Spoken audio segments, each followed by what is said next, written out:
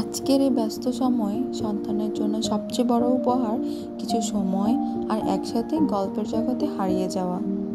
বই পড়ে শোনানো বাচ্চাদের কল্পনা শক্তি, ভাষা আর ভালোবাসা তৈরি করে, মনোভাবনায় আলো জ্বালে, অনুভব করতে শেখায়। চলো আজকে আমরা একটি নতুন গল্প শুনি। গল্পটি হলো মা হারানো হাঁসছানা, লিখেছেন দিলারা বেগম। এই বইটি আমি এবারের বইমেলা থেকে কিনেছি আমার বেবির জন্য। বইটি পাবলিকেশনে ছিলেন পাঞ্জারি পাবলিকেশনস অ্যান্ড বইটি ইলাস্ট্রেশনে ছিলেন কাজল চৌধুরী।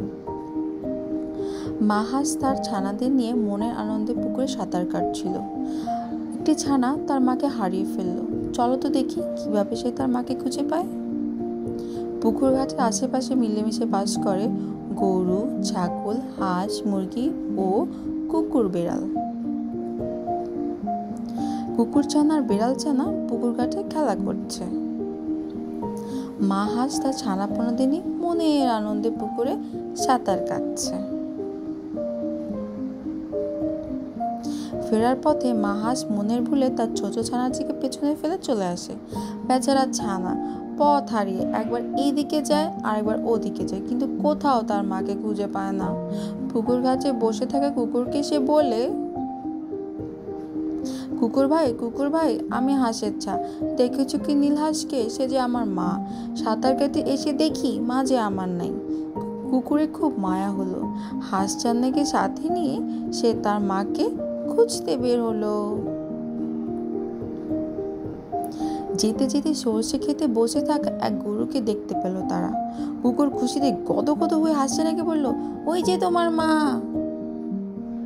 হাঁস ছানা বলল, আমি হলাম হাঁসের ছানা, গরুর বাছুর নই।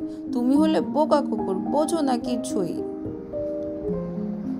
যেতে যেতে ফুলের বাগানে বসে থাকা এক কালো বিড়ালকে দেখে কুকুর খুশিতে জগমগ হয়ে হাসতে হাসতে বলল, হাঁস ছানা বলল, আমি হলাম হাঁসের ছানা, ডাকি প্যাক প্যাক, এটা হলো হুলো বিড়াল, ভালো করে দেখো।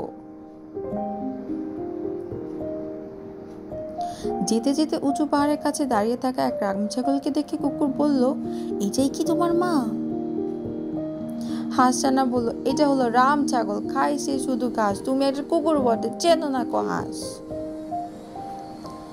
এদিকে নীল হাঁস তার ছোট ছানাটিকে খুঁজতে খুঁজতে পাহাড়ের কাছে এসে দেখা পেয়ে গেল কুকুর আর তার হারিয়ে যাওয়া ছানাটির। মাকে খুঁজে পেয়ে হাঁস ছানা তো মহা খুশি, খুশিতে প্যাক প্যাক করে সে ছড়া কাটলো।